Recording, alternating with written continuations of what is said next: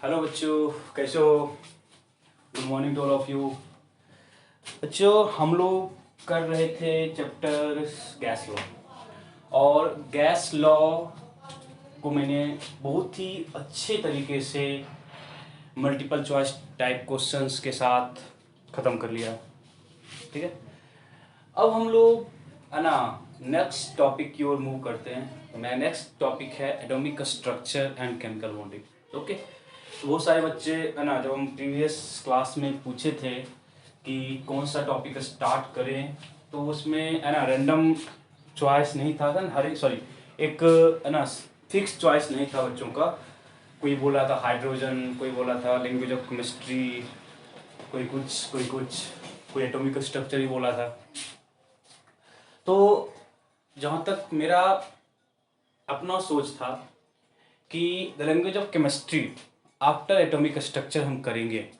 Okay, क्योंकि atomic structure में हम लोग एटम्स का देखेंगे किस तरह से डिस्कवरी हुआ था, इलेक्ट्रॉन्स क्या हैं, प्रोटॉन्स क्या हैं, न्यूट्रॉन्स क्या हैं, इन सब बारे में भी स्टडी करेंगे।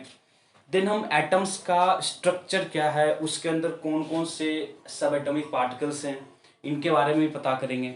ओके, तो आई थिंक जहाँ तक मेरा अपना है थिंकिंग कि जब आप एटॉमिक स्ट्रक्चर को अच्छे से हम कर लोगे, देन हम लोग है ना द लैंग्वेज ऑफ केमिस्ट्री की ओर मूव करेंगे। And after then chemical reaction, because for proper understanding of chemical reaction and equation you must have proper idea of cations, anions, how they combine and how they form compound। इन सब के बारे में आपको एक complete idea होना चाहिए। तो जो मेरा सीक्वेंस है कि आपको एक है ना, ऐसा नहीं कि लैंग्वेज ऑफ केमिस्ट्री पढ़ लिए है ना फिर हम एटॉमिक स्ट्रक्चर कर रहे हैं, तो ये सब है ना बेतुका है। कि है ना आपस में इंटरकनेक्शन भी होना चाहिए। देखो, अभी हम जो चैप्टर पहले किए that is study of gas law, तो इन चैप्टर्स का प्रीवियस जो टॉपिक अभी हम कवर करेंगे उनसे कोई इनका लिंकिंग नहीं है, इनसे इनका कोई भी लिंकिंग नहीं है। तो एक बोलोगे ना लिंकिंग इनका कुछ नहीं है, तो ऐसे हम बोले ना, इसे हम फर्स्ट करेंगे atomic structure, then language of chemistry and then chemical reaction and equation. तो इन सभी का आपस में लिंकिंग है। ठीक है, जब आप एटम्स के बारे में जान जाओ, मॉलिक्यूल्स के बारे में जान जाओ, इलेक्ट्रॉन्स के बारे में आइडिया है, प्रोटॉन्स न्यूट्रॉन्स के बारे में आइडिया है, एटॉमिक नंबर क्या है, मास नंबर क्या है, इन सब के बारे में यदि आपको आइडिया आ जाएगा, देन आप लोग है ना जो भी लैंग्वेज ऑफ केमिस्ट्री है उसको आप अच्छे समझ सकते हो। देन जब आपको लैंग्वेज ऑफ केमिस्ट्री पे कमांड हो जाएगा कि कंपाउंड हम किस तरह से लिखते हैं, ठीक है ना, वैलेंसी क्या होती है, चार्ज कहाँ पे क्या होता है, कौन से पॉलीवैलेंट हैं, कौन से मोनोवैलेंट हैं, जब इन सब चीज़ों का आइडिया हो जाएगा देन हम लोग मूव कर जाएंगे towards chemical reaction and equation. तो एक सीक्वेंस हम फॉलो करेंगे। ठीक है, आप लोगों के स्कूल में है ना मे बी है ना किसी की स्कूल में कुछ टॉपिक्स चल रहे होंगे, बट जहाँ तक मेरा अपना थिंकिंग है कि इन टॉपिक्स को हम इंटरकनेक्ट कर सकते हैं फॉर बेटर प्रॉपर एंड बोलते हो ना कि कंसेप्चुअल अंडरस्टैंडिंग, कि आपको समझ भी आना चाहिए। ऐसा नहीं कि है ना हम लोग गैस लॉ कर लिए, अब गैस लॉ के बारे में पता ही नहीं कुछ भी है। ठीक है, सिर्फ क्वेश्चंस करना एक है ना अच्छी पहल नहीं है कि हम क्वेश्चंस कर लिए मैं चैप्टर खत्म हो गया। क्योंकि देखो, हम लोग यदि क्वेश्चंस करने बस के नाम से हम चैप्टर खत्म करें तो आई थिंक 1 या 2 लेक्चर हम चैप्टर खत्म करेंगे। अब देखो, जो आपका चैप्टर था स्टडी ऑफ गैस लॉ, वो 2 दिन का चैप्टर था, 2 लेक्चर है, दैट इज 4 आवर का लेक्चर, सॉरी 4 आवर में हम चैप्टर को खत्म कर सकते थे। क्योंकि देखो है ना, जितना आपकी कंटेंट था कि बस बुक पे ही रहना है, they are not sufficient and efficient way of teaching and also for learning. ठीक, जब आप टॉपिक्स को कर रहे हो तो है ना कीप इन माइंड कि अच्छे से करें कि हमको उस टॉपिक पे कमांड हो। ठीक है, जहां तक हम हो सकता था गैस लॉ में आपको क्वेश्चंस कराए।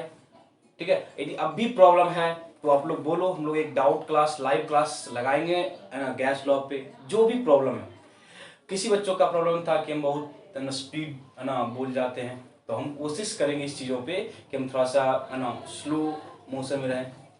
ठीक है, कोशिश कर भी रहे हैं, आई थिंक प्रीवियस लेक्चर से हम कोशिश कर रहे हैं। जब आप देखो, जब भी आपको कोई डाउट हो तो बोलो कि सर डाउट है, किस चीज़ में डाउट है, कि जब हम जो आपको लेक्चर डिलीवर कर रहे हैं उसमें कोई पॉइंट समझ नहीं आया, ठीक है, या कुछ भी हो, किसी भी चीज़ का डाउट हो, ठीक है। तो जब भी हम क्लास अटेंड करते हैं तब लोग माइक्रोफोन ऑन करो, हम बक दो कि सर ये डाउट है, ये डाउट है, ये वो डाउट है, ठीक है। इससे क्या होगा ना कि हम आपको ना एक ना कि जब तक आप में और हम में एक म्यूचुअल अंडरस्टैंडिंग नहीं होगा, ठीक है, तो फिर है ना मेरे पढ़ाने का और आपके पढ़ने का कोई मतलब नहीं होता, ठीक है। तो कोशिश करो कि है ना जो भी है ना आप में या हम में ड्रॉबैक्स हैं उनको सॉर्ट आउट करिए, हम लोग अपने खुद से मिलकर कर सकें। और डाउट्स जब भी है डाउट्स बोलो, ऐसा नहीं कि है ना क्लास में भी है ना आई थिंक 10 के अराउंड बच्चे ही एक्टिव रहते हैं कि वो डाउट पूछते हैं, ठीक है। तो ये नहीं होना चाहिए, आप लोग भी अपने आप को इन्वॉल्व करो। जो बच्चे इन्वॉल्व नहीं हो रहे, मार्क्स जो आपका प्रीवियस टेस्ट हुआ था उस पर हम डिस्कशन कर चुके हैं, और डिस्कशन के बाद भी यदि कुछ डाउट है तो आप लोग डाउट इकट्ठा करके रखो, चाहे बुक्स के डाउट हो, कहीं से भी डाउट हो, इकट्ठा करके रखो, बोलो, हम लोग लाइव क्लास लगाएंगे, है ना। तो जो भी डाउट्स है, डाउट्स आप लोग इकट्ठा कर रखो। आई थिंक जो हम लोग का नेक्स्ट क्लास होगा या नेक्स्ट टू नेक्स्ट क्लास, आप लोग के पास टाइम है, टाइम लो, क्वेश्चंस करो, ठीक है, देन हम लोग उस पर क्लास लगाएंगे। तो ये बेटर वे है कि हम लोग का ना कुछ है ना चैप्टर्स पे कमांड कर लें, ठीक है। ऐसा नहीं कि उस चैप्टर खत्म कर लिए, काम खत्म है और कुछ भी नहीं करना है, तो गलत ये है ना चैप्टर खत्म करने का, ठीक है। चलो बहुत ज़्यादा हो गया। तो बच्चे हम लोग स्टार्ट कर रहे हैं एटॉमिक स्ट्रक्चर, ठीक है।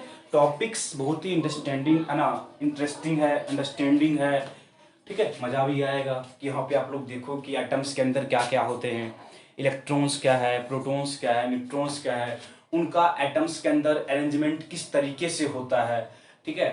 इन सब चीज़ों के बारे में हम लोग देखेंगे। इलेक्ट्रॉन्स है ना क्यों बोला गया, ठीक है, प्रोटॉन्स क्यों बोला गया, ठीक है, इन सब बारे में भी हम लोग यहाँ पे स्टडी करेंगे। तो है ना आप लोग 8th क्लास में पढ़ के आओगे एटम्स क्या हैं, पढ़े हो एटम्स, पता है एटम्स के बारे में, एटम्स कैसे हम लोग लिखते हैं, सॉरी एटम्स का क्या डेफिनेशन है, कैसे हम लोग रिकॉग्नाइज करते हैं, उसका बेसिक वे क्या है कि एटम्स को हम कैसे डिफाइन करें, ठीक है। देखो कि एटम्स, देखो इस चैप्टर में ना हम लोग बेसिकली यही करेंगे कि पढ़ोगे ना कि जब भी आप केमिस्ट्री पढ़ते हो ना तो हर जगह आपको एटम्स एटम्स एटम्स एटम्स मिलेगा, ठीक है। एटम्स है क्या, इसके पीछे का रीजन क्या था, इसके है ना इसके स्ट्रक्चर्स क्या है, इसमें कौन कौन से है ना बोलो कि एटम्स किन की चीजों से मिलके बना हुआ है, ठीक है। इन सब बारे में भी हम लोग यहाँ पे स्टडी करेंगे। तो इस चैप्टर में बेसिकली हम इस पार्ट पे फोकस करेंगे कि एटम्स के डिस्कवरी में क्या क्या बोलोगे ना, क्या क्या है ना किन किन साइंटिस्ट का है ना कंट्रीब्यूशन था, उनका क्या क्या लॉजिक्स था, क्या क्या उनके कॉन्सेप्ट थे, जो बाद है ना बहुत कॉन्सेप्ट्स बाद में आके गलत भी हो गए। तो इन सब चीज़ों के बारे में भी हम लोग यहाँ पे देखेंगे। देखोगे ना कि फर्स्ट ऑफ ऑल हम एटम्स को डिफाइन करेंगे, एटम्स को डिफाइन करेंगे, बट है ना एटम्स का एग्जिस्टेंस या एटम्स के बारे में सबसे पहले है ना किन साइंटिस्ट के बारे में, किन साइंटिस्ट के दिमाग में ये चीज आया था कि एटम्स है क्या, ठीक है, एटम्स है क्या। तो जहां तक है ना हिस्ट्री की बात है तो सबसे जो है ना फर्स्ट साइंटिस्ट थे जिनको है ना जिनके माइंड में ये चीज आया था, या जो एटम्स के लॉजिक्स को लेके आए थे, जो एटम्स के लॉजिक्स को लेके आए थे, वो एक इंडियन साइंटिस्ट थे। देखिए देखो अभी है ना जैसे आप है ना बुक में लिखा आता है डॉल्टन्स, है ना लोग डॉल्टन्स से स्टार्ट करते हैं, जॉन डॉल्टन, बट जो सबसे बड़ा कंट्रीब्यूशन है या जो है ना सबसे पहले जिनके माइंड में आया था एटम्स के बारे में, वो एक इंडियन थे, है ना फिलोसफर बोलते हैं, ठीक है, उनका नाम था महर्षि कनाड।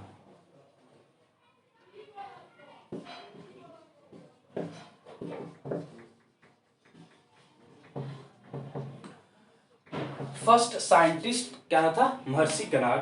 तो महर्षि कनाड है ना 6th सेंचुरी बीसी में थे, आई थिंक है ना 6th सेंचुरी, 6th सेंचुरी के है ना अप्रॉक्स की बात है। तो हमको इन चीजों से कोई मतलब नहीं है, ठीक है, हिस्ट्री में ज्यादा आपको पूछेगा नहीं। तो है ना जो फर्स्ट फिलोसफर थे इनको साइंटिस्ट में बोला गया था, क्योंकि है ना ये कुछ साइंटिफिक रीजंस को है ना जब देखोगे आप लोग अपना बुक, तो वहाँ पे है ना डाल्टन्स का जो कॉन्सेप्ट था ना फॉर एटम्स, वहाँ पे लिखा गया फर्स्ट साइंटिफिक अप्रोच, ठीक है। तो उनसे पहले जो था ना, जैसे एक ना इनको आई थिंक फिलोसफर बोला जाता था कि एक फिलोसफर थे जो इन चीजों को लेके आए थे, ठीक है। तो महर्षि कणाद इंडियन फिलोसफर थे। उनके ना अकॉर्डिंग या अकॉर्डिंग टू हिम वो एटम्स के बारे में क्या सोचे थे कि एटम्स कैसा होगा, एटम्स कैसा होगा। तो उनके अकॉर्डिंग वो क्या बोले थे ना कि जितना भी मैटर है, जितना भी मैटर है, दे कंसिस्ट, मैटर जितना भी मैटर है इस पूरे यूनिवर्स में, दे कंसिस्ट ए ना बोलते हो ना individual minute particles, they consist A individual, मतलब जो डिविजिबल नहीं हो, indivisible, indivisible individual minute particles called परमाणु, ठीक है। देखो उस समय पे ही परमाणु बोले थे, ठीक है। जब ये अपना कॉन्सेप्ट लेके आए थे तो क्या बोले, matter consist an individual minute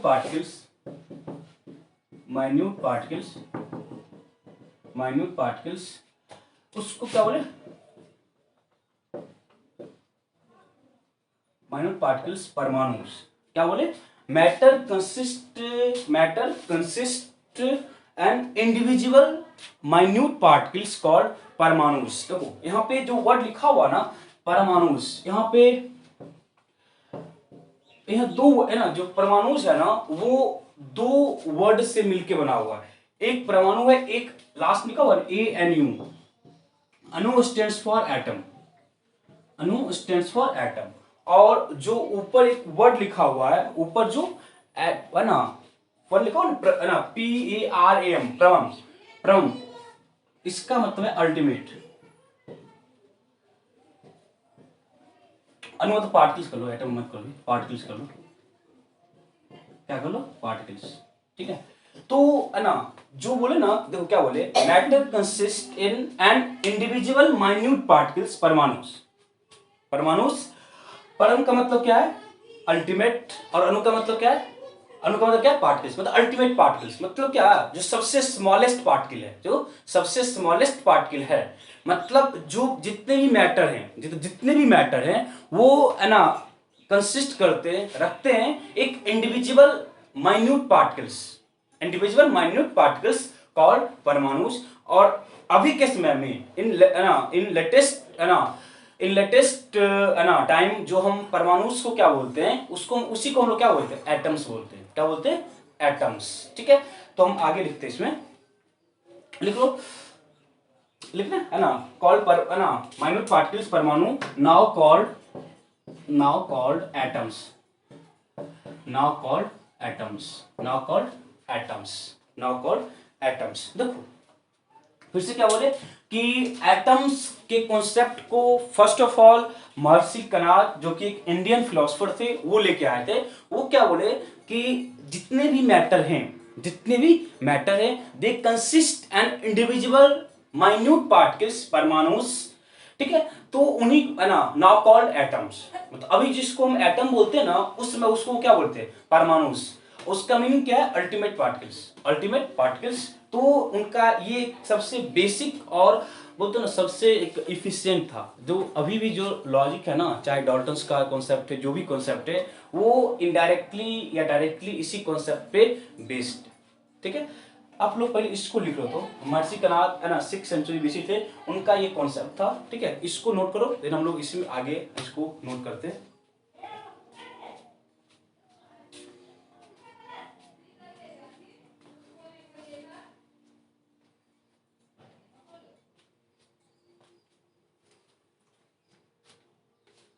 ठीक है, इस चीज को लिख लिया। देखो फिर ये क्या बोले, देखो सेकंड कॉन्सेप्ट हम लिख रहे हैं, इनका सेकंड कॉन्सेप्ट हम लिख रहे हैं। ये क्या बोले, ये जो परमाणु है, ठीक है, ये जो परमाणु है वो फ्री स्टेट में एग्जिस्ट नहीं करते हैं, वो फ्री स्टेट में एग्जिस्ट नहीं करते हैं। वो क्या करते हैं, फ्री स्टेट में एग्जिस्ट नहीं करते हैं, वो फ्री स्टेट में एग्जिस्ट नहीं करते हैं, but they combine with other परमाणुस, they combine with other परमाणुस to form a bigger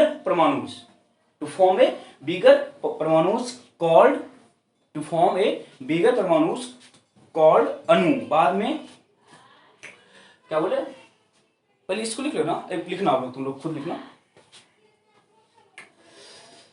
इसको मिटा दे।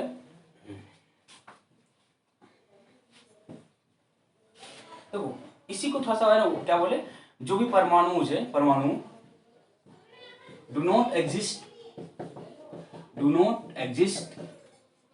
Free, do not exist freely, but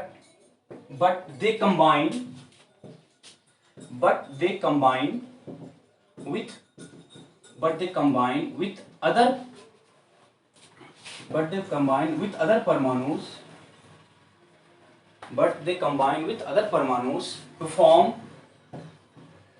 to form a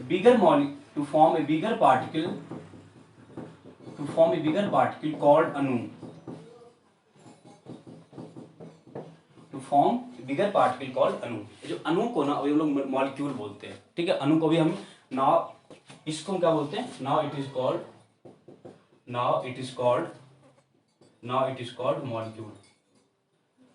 called molecule. तो वो क्या बोले ना कि जो परमाणु हैं, मतलब जो एटम्स हैं, देख ना, वो फ्री नहीं रहते हैं, they don't exist free, they do not exist in free, या फ्रीली एग्जिस्ट नहीं करते, या फ्री स्टेट में एग्जिस्ट नहीं करते हैं, ब्रदर मतलब, बट वो क्या करते हैं, कंबाइन करते हैं, एंड कंबाइन करने के बाद वो एक बिगर पार्टिकल्स फॉर्म करते हैं, और उस बिगर पार्टिकल्स का नाम क्या होता है, अणु। उसको हम अभी क्या बोलते हैं, मॉलिक्यूल्स। उसको हम क्या बोलते हैं अभी, मॉलिक्यूल्स। इसमें डाउट है किसी को? देखो सिंपल सा है, हिस्ट्री है, कोशिश करते हैं, ठीक है ना, but this things are not important, ठीक है। बट है ना कि जब हम एटम्स के बारे में पढ़ रहे हैं तो उनके है ना ऑरिजिन, है ना, तो मतलब वो किस तरह से ओरिजिन होते हैं, मतलब उनका है ना ओरिजिनेशन कहाँ से था, मतलब किन किन है ना कॉन्सेप्ट के थ्रू है ना हम एटम्स के कॉन्सेप्ट को आगे है ना अप्रोच करते हैं, आगे बढ़ाते हैं। तो उसमें सबसे पहला साइंटिस्ट थे मर्स्कनाल, जो क्या बोले कि मैटर जो है ना वो कंसिस्ट करता है एन इंडिविजुअल माइन्यूट पार्टिकल्स, उसको हम परमाणु बोलते हैं। और परमाणु का मतलब क्या था, अल्टीमेट पार्टिकल्स। जो परमाणु है उसी को हम लेटेस्ट सिलेबस में क्या बोलते हैं, एटम। फिर क्या बोले कि एटम फ्रीली एग्जिस्ट नहीं करता है, but they combine with other परमाणुस to form a bigger size particles called अणु को भी हम क्या बोलते हैं, मॉलिक्यूल। अणु को क्या बोलते हैं, लेटेस्ट सिलेबस में हम लोग अणु को क्या बोलते हैं, मॉलिक्यूल। ठीक है, अब लिखना, देयर आर, थर्ड पॉइंट लिख लो, there are different types of परमाणु,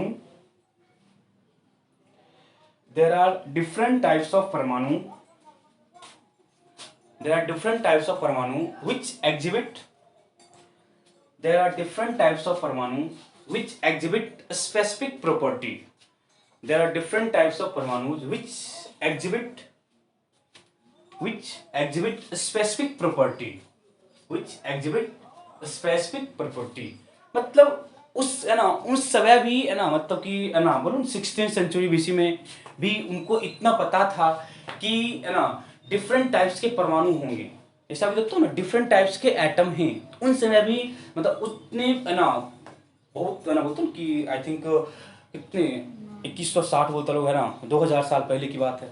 उस समय भी है ना इनको पता था कि है ना डिफरेंट टाइप्स के एटम हैं, और उनका एक स्पेसिफिक प्रॉपर्टी होती है, मतलब हर एक का अपना अपना क्या होता है, एक प्रॉपर्टी होता है।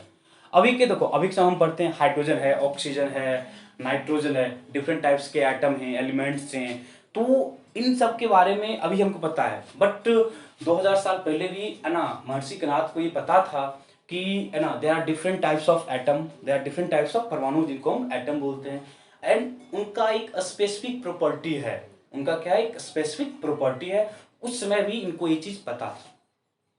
ठीक है, तो ये मेरा फर्स्ट अप्रोच था कि है ना एटम्स के बारे में फर्स्ट कॉन्सेप्ट महर्षि कनाद का था। वो किस किस लॉजिक्स के साथ है ना उस समय आए थे कि एटम्स के बारे में उनका क्या क्या कॉन्सेप्ट था, क्या क्या लॉजिक वो लेके आए थे। ठीक है, तो हम अब लोग है ना नेक्स्ट है ना कॉन्सेप्ट की ओर मूव करते हैं, ठीक है, नेक्स्ट कॉन्सेप्ट की ओर मूव करते हैं, तो देखते हैं कि उस कॉन्सेप्ट में है ना महर्षि कृणाल का ही कॉन्सेप्ट था या उनका कुछ अपना है ना इंडिविजुअल कॉन्सेप्ट था, उन चीजों को हम देखते हैं, ठीक है।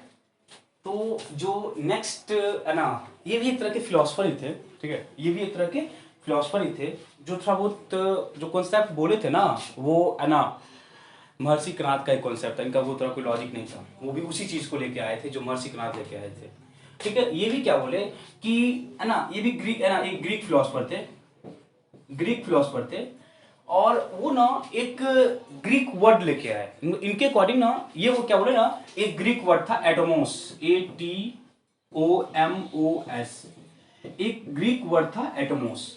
एटोमोस का मतलब ये था ना विच इज अनब्रेकेबल या विच इज अनकटेबल, मतलब देखो सिंपल वो क्या बोले ना, इसे देखो कि सपोज मेरे पास एक है ना ब्रेड का स्लाइस है, ठीक है, एक ब्रेड का, मेरे पास ये पेन है, ठीक है, इस पेन को हम ब्रेक करें ना, मतलब सपोज क्या हो, पहले ऐसे ब्रेक करोगे, फिर से एक आधा पार्ट ना, फिर से उसको ब्रेक करोगे, फिर से ब्रेक करोगे, फिर से ब्रेक करोगे, फिर से ब्रेक करोगे, बोलोगे ना कि कोई एक ऐसा पॉइंट आएगा ना जिस पॉइंट के बाद हम इसको ब्रेक नहीं कर सकते, जिस पॉइंट के बाद इसको हम ब्रेक नहीं कर सकते।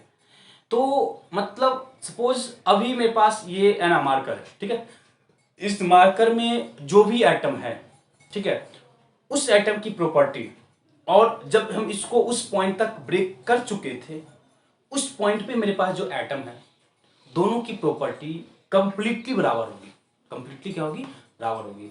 तो ना एटमोस जो वर्ड था ATOMOS एटमोस, उसका भी मीनिंग यही था विच इज अनकटेबल या विच इज अनब्रेकेबल या अनडिविजिबल या इंडिविजिबल, मतलब इनडायरेक्टली कॉन्सेप्ट महर्षि कृणाल का ही था कि है ना जो है ना डेमोक्रेट्स थे उनका भी कॉन्सेप्ट यही था कि बस एक क्या था ना, वो एक है ना ग्रीक वर्ड था एटमोस, उसका मीनिंग क्या था, इसका इस वर्ड का मीनिंग क्या था, अनकटेबल, इसका मीनिंग क्या था, अनकटेबल, इसका मीनिंग क्या था, अनकटेबल, या बोल सकते हो तो अनब्रेकेबल,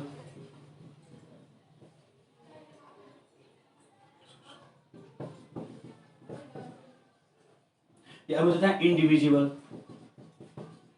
क्या बोल देंगे, इंडिविजिबल, मीनिंग तो बराबर ही है, सबका मीनिंग क्या है, मीनिंग तो बराबर ही है, मतलब बोलोगे ना कि ये है ना एक ऐसा है ना वर्ड है, जो एटमोस जो एक ग्रीक वर्ड है जिसका मतलब क्या होता है, अनब्रेकेबल या अनकटेबल, ठीक है।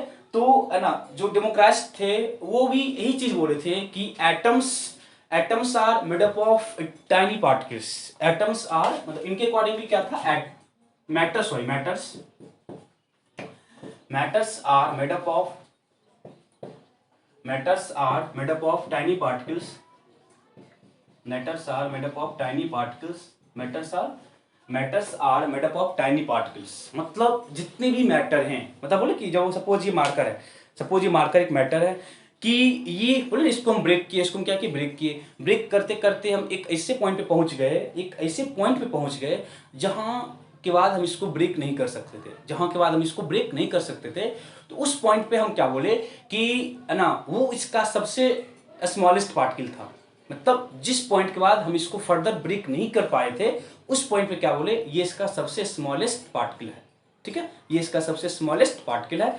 तो जो भी मैटर है, सपोज बोले ये मार्कर क्या है, ये मार्कर सबसे स्मॉलेस्ट पार्टिकल से उनके बना हुआ है, metals are made up of smallest या टाइनी पार्टिकल्स या made up of tiny particles, ठीक है। अब देखो कि है ना जिस पार्टिकल से बना होगा, जिस भी पार्टिकल से बना होगा उसका क्या होगा, they have various shape size, बोल सकते हैं ना, मतलब हर एक का क्या होगा, हर एक का क्या होता है, शेप और साइज अलग अलग होता है, सबका शेप साइज क्या होगा, अलग अलग। देखो फॉर एग्जांपल हम क्या बोले, मेरे पास एक आयरन है और मेरे पास एक नमक, पता है नमक क्या होता है, वो क्रिस्टल्स के फॉर्म में, आयरन क्या होता है, वो भी क्या होता है, बोलोगे ना कि आयरन बहुत होता है ना कि हार्ड होता है, आयरन क्या बहुत ही हार्ड है, वो तो आयरन हार्ड क्यों हुआ, क्योंकि आयरन के में ना, आयरन क्या बोलोगे, आयरन में जो भी उसके एटम्स हैं, जो भी उसके एटम्स हैं वो एकदम क्लोजली पैक्ड है, वो क्या है, एकदम क्लोजली पैक्ड है, ठीक है।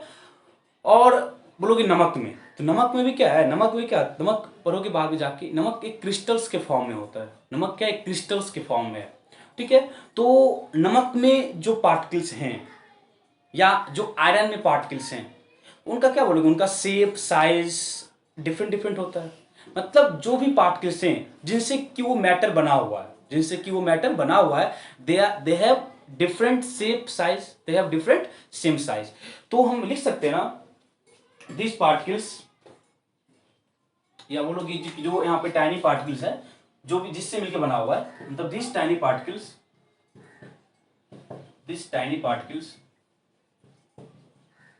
comes in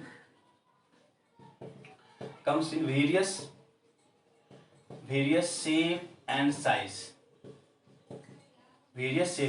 फॉर एग्जाम्पल बोले आयरन है, तो आयरन में जो टाइनी पार्टिकल्स हैं उनका डिफरेंट शेप एंड साइज होगा। तो नमक में जैसे NaCl है, नमक में जो टाइनी पार्टिकल्स हैं उनका डिफरेंट शेप एंड साइज है। तो है ना, डेमोक्रिटस का जो कॉन्सेप्ट था और महर्षि कनाद का जो कॉन्सेप्ट था, दोनों सिमिलर ही था, दोनों क्या था, सिमिलर ही था। इनका कॉन्सेप्ट बाद में आया था, उनका बहुत पहले आया था। वो होता क्या ना कि उसमें ये लोग इंग्लिश थे, ग्रीक वर्ड है ना, ग्रीक साइंटिस्ट था उसमें, और उस सेंचुरी में ना ग्रीक फिलोसफर का बहुत ज़्यादा कमांड था इन चीज़ों पे, ठीक है। इस करके है ना महर्षि कनाद के कॉन्सेप्ट को है ना उतना ज़्यादा है ना पॉपुलरिटी नहीं मिल पाया था जितना कि इन लोगों को मिला था, ठीक है। ये सब बेसिक्स थे। जो अब हम जिस कॉन्सेप्ट की ओर मूव कर रहे हैं वो था डाल्टन का, ठीक है। डाल्टन एक इंग्लैंड का था, एक है ना इंग्लिश साइंटिस्ट था। एक तरह से जो उसका अप्रोच था उसको है ना बोला था कि first scientific approach towards atom, first scientific approach towards atom. उन चीज़ों को हम देखते हैं कि है ना उसका क्या कॉन्सेप्ट था, ठीक है। आप लोग इसको लिख लो, डेमोक्रिटस का क्या था, ग्रीक साइंटिस्ट था, एक वर्ड लेके आया एटमोस, उसका मतलब क्या था, अनकटेबल या अनब्रेकेबल। मीनिंग क्या था, जितने भी मैटर हैं वो टाइनी पार्टिकल्स से मिलकर बने हुए हैं, और वो जो टाइनी पार्टिकल्स हैं दे हैव है ना they comes in various shape size, ठीक है।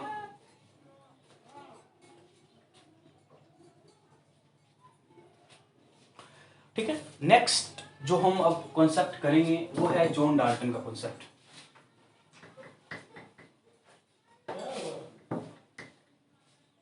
ठीक है। Next John Dalton,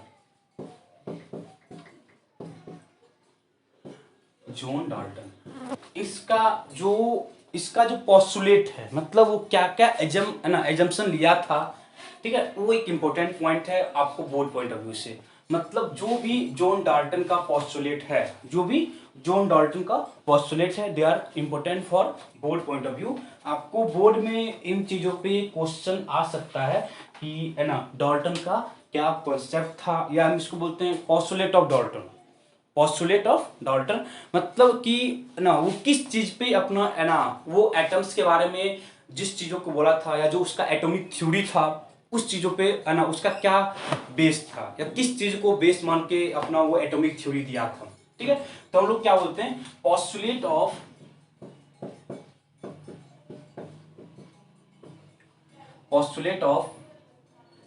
Dalton atomic theory,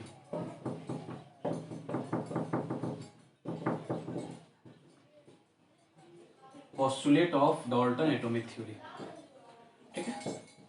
postulate of Dalton atomic theory, देखो इसका कॉन्सेप्ट बोलते हैं थोड़ा सा ये साइंटिफिक अप्रोच लेके आया था, ठीक है, कि हर चीज के बारे में बहुत चीज हुआ था। जैसे अभी तक हम क्या देखे, महर्षि कनाद या है ना डेमोक्रिटस का बस इतना ही कॉन्सेप्ट था कि एटम्स सबसे स्मॉलेस्ट पार्टिकल्स है, या जो भी मैटर हैं वो एक स्मॉलेस्ट या टाइनी पार्टिकल्स से मिलके बने होते हैं, और वो जो टाइनी पार्टिकल्स है दे आर अनडिविजिबल या अनब्रेकेबल या अनकटेबल, ठीक है। बट डाल्टन थोड़ा सा एक साइंटिफिक अप्रोच लेके आया था, मतलब इसी चीज को लेके आया था बट थोड़ा सा साइंटिफिक वे में लेके आया था। तो हम ये बोलते हैं कि जो डाल्टन था वो फर्स्ट साइंटिफिक अप्रोच लेके आया था टुवर्ड्स एटॉमिक थ्योरी। तो लिखना topic, postulate of Dalton atomic theory, postulate of Dalton atomic theory. तो इसका जो फर्स्ट पोस्टुलेट था कि matters are made up of tiny particles,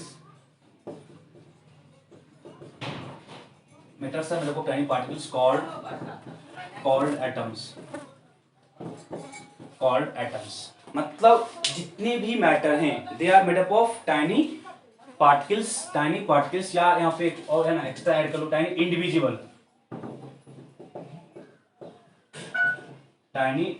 particles, tiny individual particle मतलब क्या, जिसको कि हम ब्रेक नहीं कर सकते। Metals are made up of tiny individual particles called atoms. ये कॉन्सेप्ट और प्रीवियस कॉन्सेप्ट बराबर ही है कि जो भी मैटर्स हैं वो एक स्मॉल इंडिविजुअल मतलब जिसको हम ब्रेक नहीं कर सकते हैं उन पार्टिकल से मिलके बना हुआ है, और वो जो सबसे स्मॉलेस्ट पार्टिकल है जिसको कि हम ब्रेक नहीं कर सकते हैं, they are called atoms. I think इसमें कोई प्रॉब्लम आपको नहीं है कि जो एटम्स का क्या कॉन्सेप्ट, सॉरी डाल्टन्स का एटम्स के ना बारे में क्या कॉन्सेप्ट था वो आई थिंक आपको क्लियर है। ठीक है, सेकेंड पोस्टुलेट, ठीक है, सेकेंड पोस्टुलेट था इनका, ठीक है, कि एटम्स के नाइदर बी क्रिएटेड, कि एटम्स को ना तो हम क्रिएट कर सकते हैं है ना ही हम उसको डिस्ट्रॉय कर सकते हैं। एटम्स को ना तो हम क्रिएट कर सकते हैं ना ही हम डिस्ट्रॉय कर सकते हैं इन ए केमिकल रिएक्शन। देखो सपोज हम कोई केमिकल रिएक्शन लिए है ना, केमिकल रिएक्शन तो बहुत आता ही होगा कि सपोज हम समझाते हैं, लिखना। सपोज कोई रिएक्शन है कि A प्लस बी, ठीक है ना, फॉर्म किया ए बी, तो आपको इतना पता है कि जो भी कंपाउंड फॉर्म हो रहा है ना, जो भी कंपाउंड फॉर्म हो रहा है ना, वो है ना जो है ना पार्ट यहाँ पे कंबाइन किया उसी से बनता है। देखो फॉर एग्जांपल तो अभी क्लियर होगा आपको। सपोज हम क्या बोले H2 प्लस O2 क्या बना वाटर, क्या बना वाटर। तो हम ये बोलेंगे कि वाटर में जो भी एटम्स हैं, वाटर में जो भी एटम्स, बोलो फिर वाटर में कौन कौन सा एटम है। वाटर में दो एटम किसका है, हाइड्रोजन का, और एक एटम किसका है, ऑक्सीजन का। किसका है, ऑक्सीजन का। बोलोगे ना ये कब किससे बना, यहाँ में किसका एटम है, हाइड्रोजन एटम, और यहाँ किस कौन सा एटम है, ऑक्सीजन एटम। कौन सा एटम है, ऑक्सीजन एटम। मतलब किसी भी केमिकल रिएक्शन में एटम्स को ना तो हम क्रिएट कर सकते हैं ना ही हम डिस्ट्रॉय कर सकते हैं। ये एक फंडामेंटल यूनिट है, ये क्या सबसे फंडामेंटल यूनिट है जिसको कि ना तो हम क्रिएट कर सकते हैं ना ही क्या कर सकते हैं, हम डिस्ट्रॉय कर सकते हैं। मतलब हम क्या लिखेंगे, एटम्स के neither be created, neither be create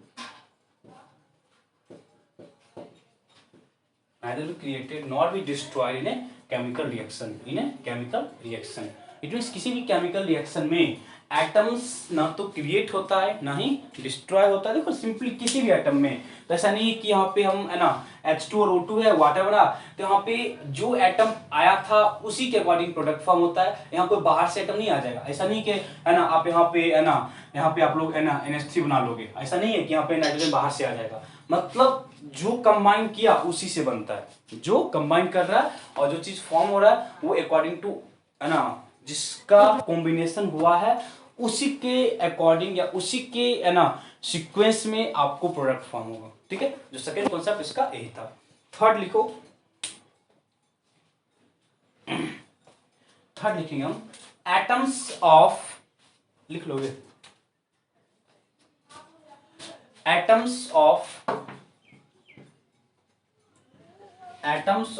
same element, atoms of same elements are same in all aspect, but atoms of different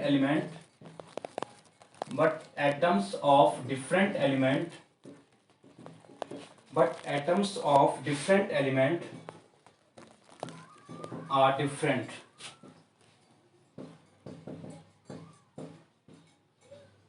Atoms of same elements are same in all aspect. Atoms of same element are same in all aspect, but atoms of different elements are different except isotope and isobar. Except isotope and isobar. Isotope और isobar क्या होता है वो हम इसी chapter के last में करेंगे कि है ना। अभी हम क्या पढ़ें कि जो एटम्स कि सेम एलिमेंट्स के जो एटम हैं, सेम एलिमेंट्स के जो एटम हैं वो क्या है, सेम है, ठीक है। बट हम लोग है ना आइसोटोप के बारे में बात करेंगे बाद में, ठीक है, कि आइसोटोप क्या होते हैं। आई थिंक आप लोग को बहुत आइडिया होगा कि हम आइसोटोप किसको बोलते हैं, बट जिनको पता नहीं है, ठीक है, आइसोटोप क्या होता है, सेमी एलिमेंट से कार्बन है, कार्बन के होते हैं 3 आइसोटोप, कार्बन 12 है, कार्बन 13 है, कार्बन 14 है। तो एक ही एलिमेंट है, कार्बन क्या है, मेरे पास एक ही एलिमेंट है, बट उस एलिमेंट में हम क्या बोलेंगे, कार्बन 12 एक एटम है, कार्बन 13 एक एलिमेंट है, सॉरी एटम है, और कार्बन 14 एक एटम है ना, एटम है। इन सब की प्रॉपर्टी क्या है, डिफरेंट है, इन सब प्रॉपर्टी क्या है, डिफरेंट है। तो आइसोटोप का जो कॉन्सेप्ट था ना वो बाद में आया था, ठीक है। जब डाल्टन का कॉन्सेप्ट आया था उस समय तक आइसोटोप का कॉन्सेप्ट नहीं आया हुआ था, ठीक है। इस करके जब डाल्टन अपनी थ्योरी को लेके आया था ना तो ये चीज नहीं बता पाया था कि आइसोटोप भी आगे आएगा, ठीक है। तो उसमें ये क्या बोला कि atoms of same element are same in all aspect. For example देखो, हम क्या बोले, मेरे पास आयरन है, मेरे पास आयरन है, तो लेकिन आयरन में जितने भी एटम्स हैं, आयरन में जितने भी एटम्स हैं सारे सेम होंगे, सारे क्या होंगे, सेम होंगे। फॉर एग्जांपल है ना, सपोज हम क्या बोले कि मेरे पास है ना सोडियम है, तो सोडियम में जो भी एटम होगा सारा एटम क्या होगा, बराबर होगा। ऐसा नहीं कि है ना कुछ एटम अलग होगा, कुछ एटम क्या होगा, अलग होगा। वही कॉन्सेप्ट लिखा हुआ कि atoms of same element are same in all aspect but atoms of different element are, मतलब कि बट डिफरेंट। सपोज तो क्या बोले, मेरे पास आयरन है, मेरे पास सोडियम है, तो क्या बोलेंगे आयरन का एटम और सोडियम का एटम क्या होगा, डिफरेंट होगा। बट लिखा हुआ ना आगे आपको पॉइंट लिखा हुआ ना, बट क्या लिखा हुआ, but atoms of different element क्या होगा, डिफरेंट होगा। मतलब कि एक एलिमेंट का हर एक एटम बराबर होगा बट उसकी प्रॉपर्टी डिफरेंट एलिमेंट से क्या होगी। ये तो सिंपल सा कॉन्सेप्ट है, सबको पता होता है, ठीक है। सपोज मेरे पास आयरन का एटम है, मेरे पास क्या है, सोडियम का एटम है, तो हम क्या बोलेंगे आयरन के एटम और सोडियम के एटम क्या होंगे, डिफरेंट होंगे, क्या होंगे, डिफरेंट होंगे। उनमें कोई है ना सिमिलरिटी होगा नहीं, उनमें कोई भी सिमिलरिटी नहीं होगा। ये नेक्स्ट कॉन्सेप्ट था, ठीक है। तो आई थिंक इतना आइडिया आपको पता होगा, मोर देन सफिशिएंट है, ठीक है। बहुत सारे कॉन्सेप्ट हैं, एक बार आपके है ना आप लोग अपने बुक के थ्रू भी जाओगे तो वहाँ पे जो भी कॉन्सेप्ट है आपको पता चल जाएगा, ठीक है। ये सब है ना बेसिक्स है, ये है ना 3 बेसिक कॉन्सेप्ट था इसका, अदरवाइज इसको आप 5-6 बना के लिख सकते हो। यहाँ पे आप एक पॉइंट था ना atoms of same elements are same, आगे एक पॉइंट क्या लिखो, atoms of different elements are different, अलग अलग पॉइंट हो जाएगा बट हम उसको एक पॉइंट में समराइज कर दिए। तो ये डाल्टन्स एटॉमिक थ्योरी था, ठीक है। तो ये क्या था, फर्स्ट साइंटिफिक अप्रोच या फर्स्ट है ना scientific approach towards atomic theory, towards atomic theory, ठीक है। तो अभी तक हम लोग ना बहुत बार एक वर्ड बोल चुके हैं, एटम्स बोल चुके हैं, हम बहुत बार वर्ड बोल चुके हैं, एलिमेंट बोल चुके हैं। तो हम लोग देखते हैं कि एलिमेंट्स क्या हैं और एटम्स क्या है, ठीक है। What is elements and what is atoms. तो एलिमेंट्स तो आपको पता ही होगा कि एलिमेंट्स हम लोग किस तरह से डिफाइन करते हैं, ठीक है।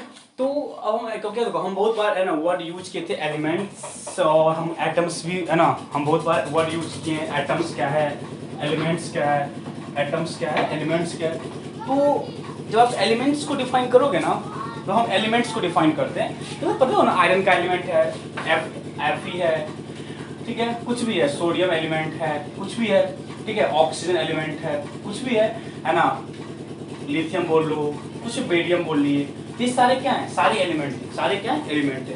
तो इसको डिफाइन करें, व्हाट इज एलिमेंट।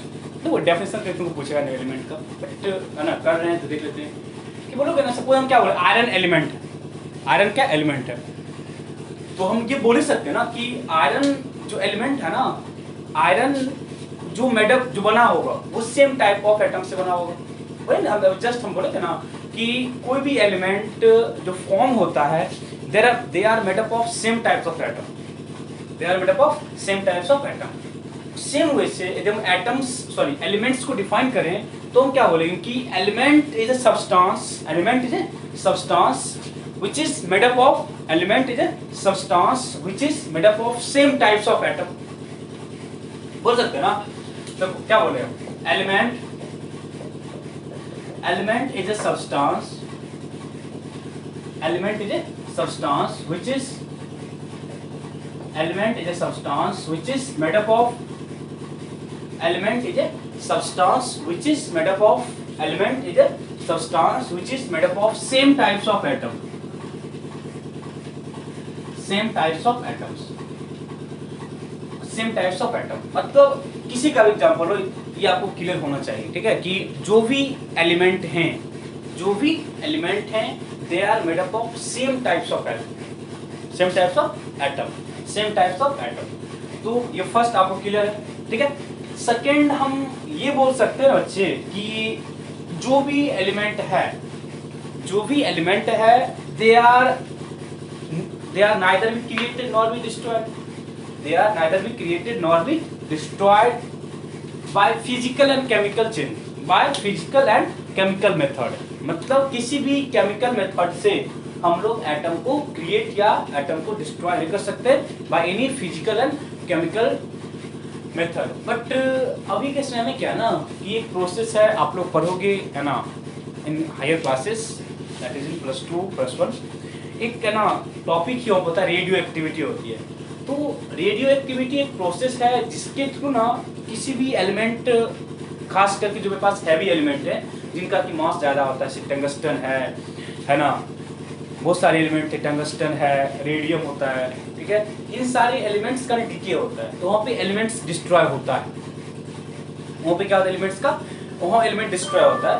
बट जहाँ तक हम लोगों के सिलेबस की बात है, हम लोग ये बोलते हैं ना कि एलिमेंट्स को ना तो हम क्रिएट कर सकते हैं, ना तो हम डिस्ट्रॉय कर सकते हैं in any chemical reaction, in sorry by any physical और chemical method, by any physical और chemical method except radioactivity. Radioactivity बोलोगे ना कि एक मेथड है जिसके थ्रू किसी भी है ना हैवी मेटल का वहाँ पे डिके होता है, किसी भी हैवी मेटल का क्या होता है, डिके होता है। एक अलग प्रॉपर्टी है, they are studied in higher classes, but according to our syllabus है ना we can say that elements, लिखते हैं सेकंड पॉइंट हम लोग, elements can neither be created, elements can neither be created, elements can neither be created nor be destroyed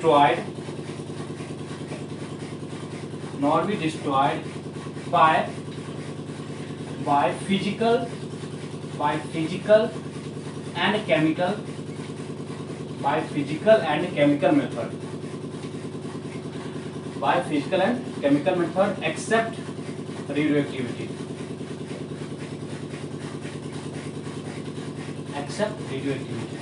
तो ये एक अलग प्रॉपर्टी है, वो हम है ना हायर क्लासेस से पढ़ते हैं। बट जहाँ तक हम लोगों के सिलेबस की बात है तो हम लोग यही बोलेंगे ना कि है ना जो एटम्स है वो डिस्ट्रॉय नहीं हो सकता है, they are neither be created nor be destroyed by any physical and chemical method. But हम क्या बोले, रेडियो एक्टिविटी एक मेथड है जिसके थ्रू जो भी हैवी मेटल हैं उनका क्या होता है, उनका डिके होता है, उनका मतलब वो डिस्ट्रॉय होते हैं। तो यदि लिखना है तो पहले आप इस चीज को लिख लो, सेकेंड पॉइंट को लिखो, देन हम इस वाले पॉइंट को लिखा देते हैं, जिनको थोड़ा बहुत समझना है उनके लिए है, समझ लेना।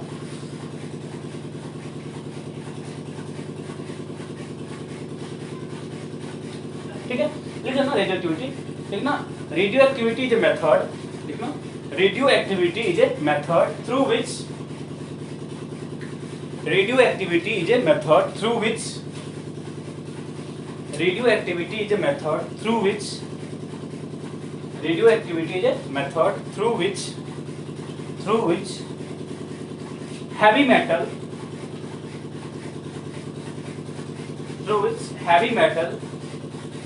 such as tungsten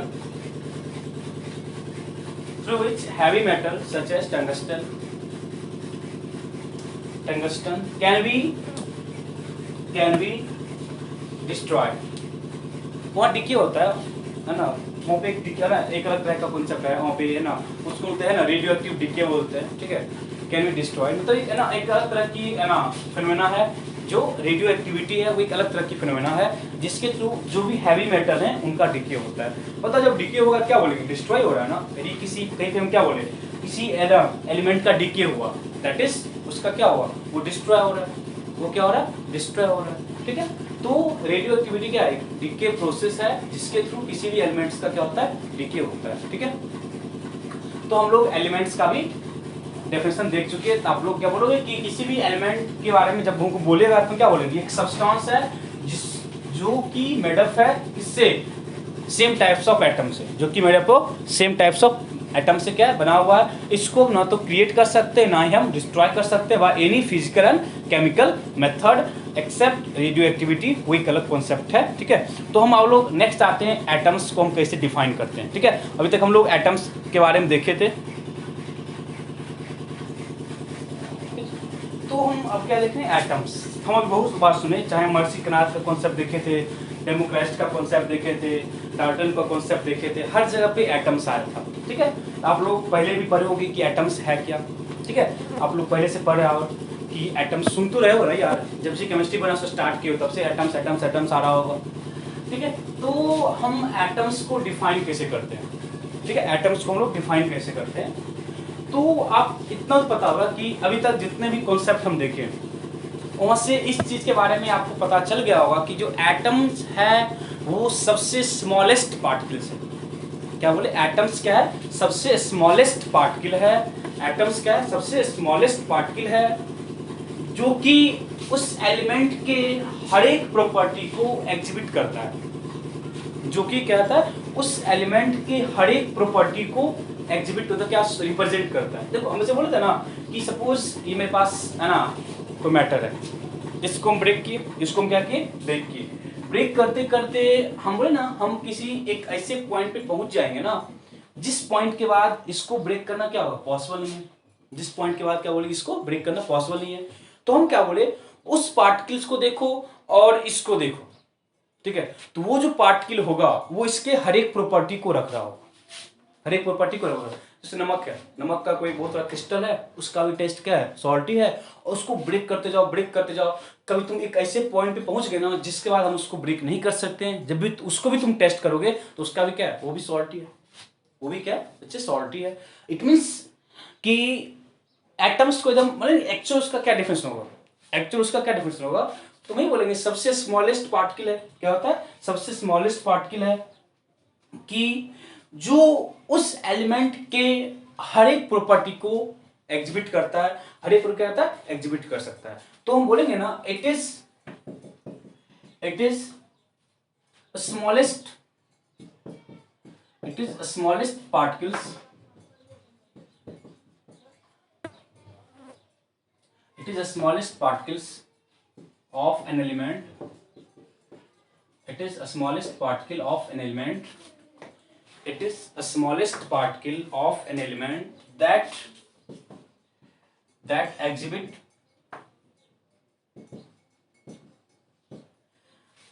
it is a smallest particle of an element that exhibit all the known property, all the known property of that element, of that element, of that element। जल्दी से बोलो, इस डेफिनेशन में आपको कोई doubt है कि हम क्या बोले, एटम सबसे स्मॉलेस्ट पार्टिकल है, किसका, किसी भी एलिमेंट का सबसे स्मॉलेस्ट पार्टिकल है जो उस एलिमेंट के प्रॉपर्टी को या जो उस एलिमेंट के हर एक प्रॉपर्टी को एक्सप्लेन कर सकता है।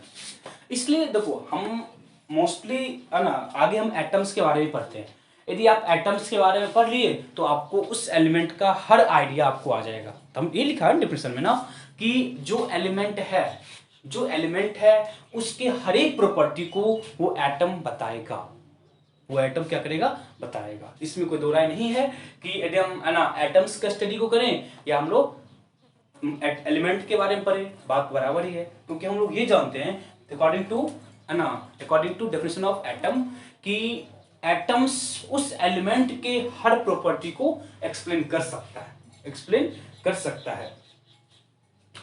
तो ये पहला आपको लॉजिक है। सेकेंड आप ये बोल सकते हो ना, सेकेंड हम ये बोल सकते हैं कि जो एटम्स हैं, जो एटम्स हैं कि वो इंडिपेंडेंट रह सकते हैं या नहीं रह सकते हैं, बट लिखेंगे क्या लिखेंगे कि एटम्स में और may not be exist, may or may not be exist independently, but they takes part in chemical reaction। मतलब एग्जिस्ट है ना कि वो फ्री फॉर्म में रहें या ना रहे, they doesn't matter, but they takes part in every chemical reaction, but they take part in every chemical reaction। ठीक है, तो सेकंड पार्ट क्या लिखेंगे फर्स्ट पॉइंट था, सेकेंड पॉइंट, इट मे और मे नॉट, इट मे और may not exist independently,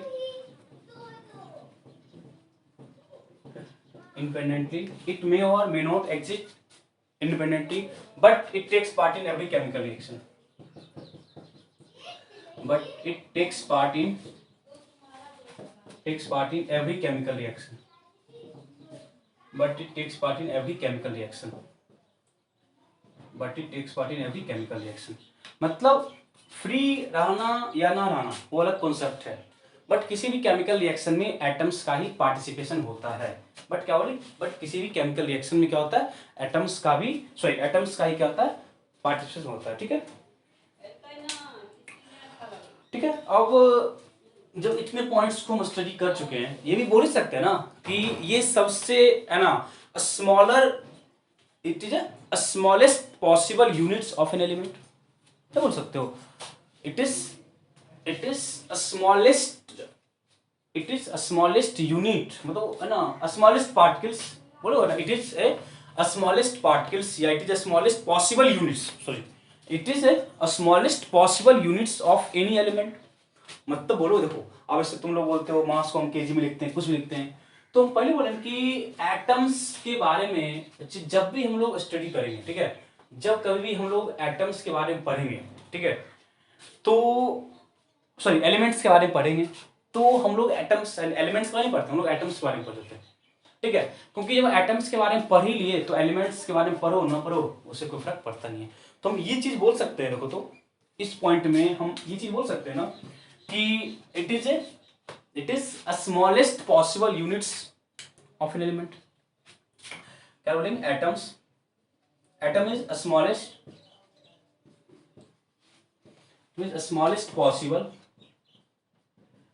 smallest possible units of an element,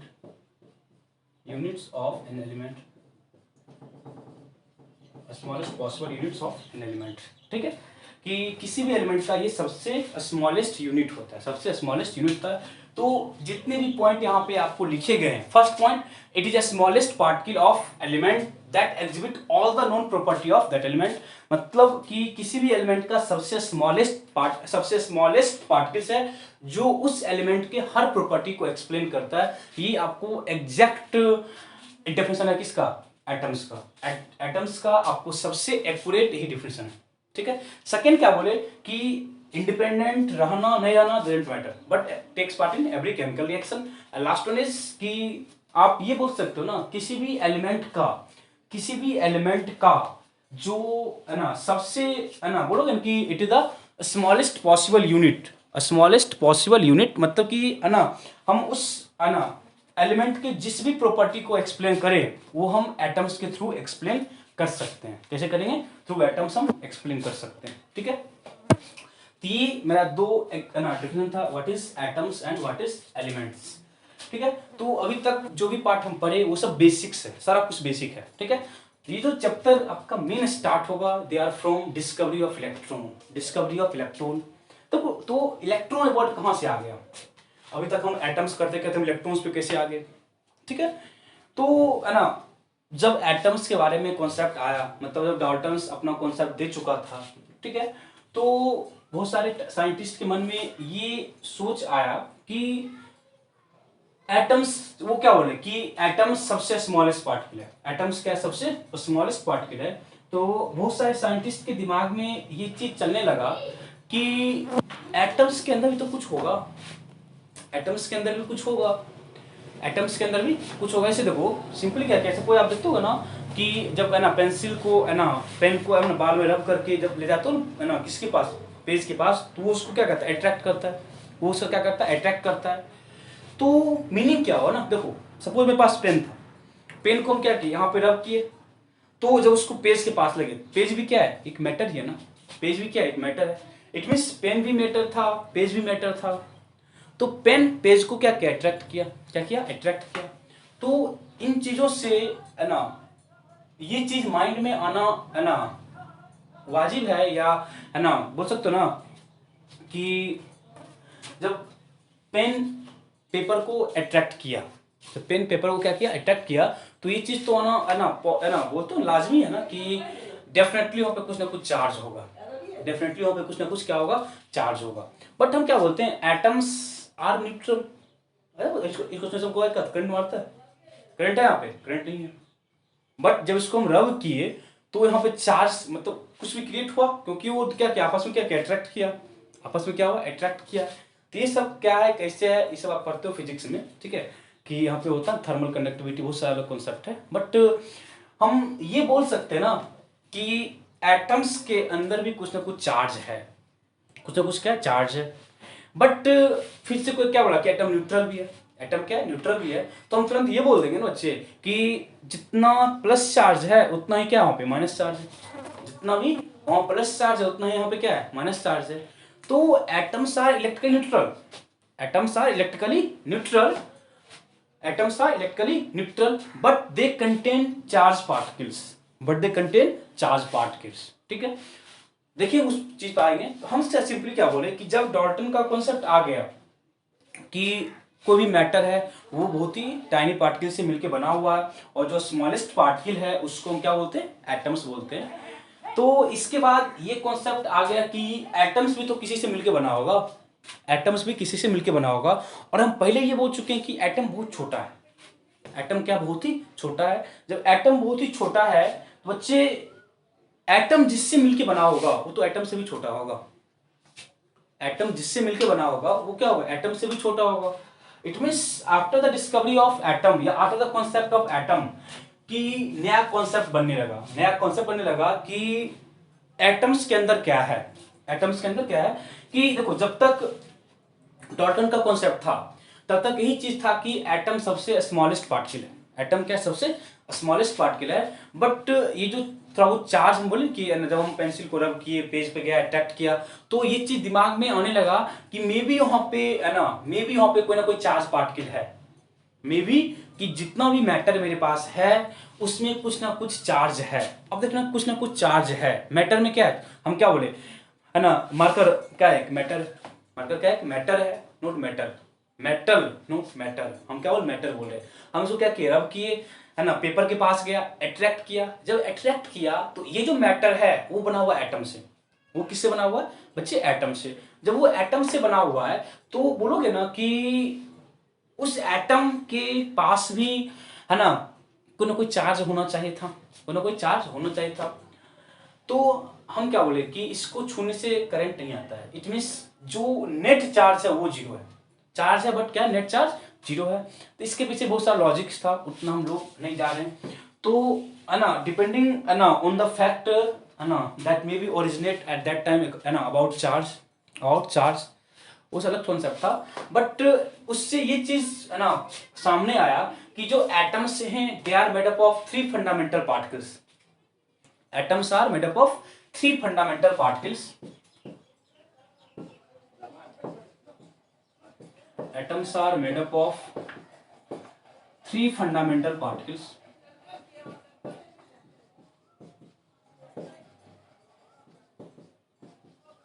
atoms are made up of three fundamental particles.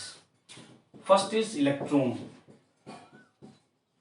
second one is proton, and third one is neutron, third one is electron। मतलब जो भी है ना जितना भी मेरे पास है ना फंडामेंट, जो भी मेरे पास एटम है they are made up of three fundamental particles, electron, proton and neutron, ठीक है। अब हम वन बाय वन पढ़ेंगे कि इलेक्ट्रॉन्स का क्या प्रॉपर्टीज है, वो किस वजह से उसका डिस्कवरी हुआ था, इसकी क्या प्रॉपर्टीज है, चार्ज क्या है, मास क्या है, इन सब बारे में देखेंगे। Then neutron, then proton, then हम लोग आएंगे एटॉमिक थ्योरी पे कि है ना क्या क्या थ्योरी था कि एटम कैसा दिख रहा होगा, हर एक का अपना अपना कॉन्सेप्ट था। थॉमसन मॉडल आया था, रदरफोर्ड का मॉडल आया था, बोर्स एटॉमिक मॉडल आया था। तो इन सब चीज़ों के बारे में अच्छे हम देखेंगे बहुत डिटेल से। तो हम लोग का जो नेक्स्ट लेक्चर को, ये लेक्चर कम्प्लीटली है ना थ्योरेटिकल था, आप लोग 9th क्लास में पढ़े होंगे। बट हम चैप्टर को है ना यहाँ से स्टार्ट कर सकते थे फ्रॉम दिस पॉइंट। शुरू में आते हम क्या बोलते हैं, atoms are made up of three fundamental particles, electron, proton, neutron. हम स्टार्ट करते इलेक्ट्रॉन। बट हम थोड़ा सा कोशिश किए, जो आप लोग 9th क्लास में या 7th क्लास में पढ़े उसके बारे में थोड़ा सा कोशिश किए, ठीक है ना, डिलीवर करने का। मे भी थोड़ा सा ये आपको जो है ना लेक्चर था बोरिंग लगा होगा, but from this lecture electron कैसे डिस्कवर हुआ था, क्या लॉजिक था, इसकी प्रॉपर्टीज क्या है, आपको चैप्टर इंटरेस्टिंग हो जाएगा। बहुत इंटरेस्टिंग है कि अब देखो कि चार्ज क्या है, कैसे है, एटम्स के अंदर क्या होता है, वो किस तरह से है ना उनका अरेंजमेंट होता है, उसको किस तरह से हम उसको है ना है ना किस तरह से उसको हम है ना क्यों क्या उसका होता है पोजिशन होता है, इन सब चीज़ों के बारे में देखेंगे। बट जो चीज़ हम देखें कि एटम्स है, स्मॉलेस्ट पार्टिकल्स है, ना क्रिएट होगा ना डिस्ट्रॉय होगा, सेम एलिमेंट्स के एटम बराबर होते हैं, ये सारी चीज़ भी है ना इंटरेस्टिंग है। ठीक है, आप लोग पहले से पढ़े होंगे, पता होगा, बट हम भी कोशिश की आप तक पहुंचाने का कि जो आप पढ़े हो आपको रिकॉल हो जाए एक तरह से। ठीक है, बट ना जो चैप्टर मेन स्टार्ट होगा, हम क्या बोले, हम चैप्टर यहाँ से स्टार्ट कर सकते थे। फर्स्ट पॉइंट जहाँ पे हम लोग लिखे ना, महर्षि कृणाल का कॉन्सेप्ट देखे, है ना, डेमोक्रिस्ट का कॉन्सेप्ट देखे, डॉल्टन का कॉन्सेप्ट देखे, एलिमेंट को डिफाइन किए, एटम को डिफाइन किए, बट उन चीज़ों को हम छोड़ के हम यहाँ से क्या बोलते हैं पता, हम क्या बोलते हैं, एटम पता है आपको, आप भी बोलते हैं हाँ पता है। ठीक है, हम क्या बोलते हैं, ठीक है, atoms are made up of three fundamental particles, electron, proton, neutron. हम स्टार्ट कहाँ से करते हैं, इलेक्ट्रॉन से। ठीक है, इलेक्ट्रॉन का क्या डिस्कवरी था, कैसे था, सही है, करेंगे आगे। ठीक है, बट नेक्स्ट चैप्टर से सॉरी नेक्स्ट क्लास से हम लोग स्टार्ट करेंगे डिस्कवरी ऑफ इलेक्ट्रॉन कैसे हुआ। देन हम नेक्स्ट क्लास में हम इस तीनों को डिस्कवरी को हम लोग खत्म कर लेंगे। देन हम लोग आएंगे एटॉमिक थ्योरी पे। ठीक है, तो बच्चे है ना, हम पहले आपको क्लास के शुरू में बोले गैस लॉ में यदि कोई डाउट है तो आप पर्सनली मैसेज करो। सर एक लाइव क्लास की रिक्वायरमेंट है जहाँ पे आप लोग अपने डाउट्स को ले सको। कुछ भी डाउट है, कुछ भी डाउट है, कहीं से कोई डाउट है, किसी को किसी कॉन्सेप्ट में डाउट है तो दे कैन फ्रीली आस्क। ऐसा नहीं कि हम है ना मार्क्स कम आए हैं, है ना, सोचने वाली बात है मार्क्स क्यों कम आए, हम में है ना ड्रॉबैक है या आप में ड्रॉबैक है, कुछ तो है दिक्कत। यदि आपका मार्क्स कम आ रहा है तो कहीं तो है ना, वो तो है ना गैप है ना यार, चाहे हम में है चाहे आप में है। ठीक है, तो मिलके कोशिश करेंगे सॉर्ट आउट करने का। आप भी कोशिश करो, मैं भी कोशिश करूंगा, सॉर्ट आउट हो जाएगा। ठीक है, तो दूसरी चीज जिन बच्चों को है ना था वो डाउट है ना, डर लगता है ना कि न्यूमेरिकल सेक्शन से, ये चैप्टर आपको थोड़ा सा वहाँ पे रिलीफ देगा।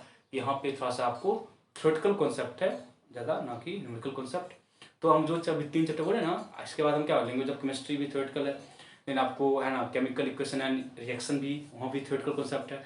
तो गैस लॉ में थोड़ा बहुत न्यूमेरिकल अप्रोच है, बट ये तीन चैप्टर आपको थोड़ा सा रिलीफ देगा।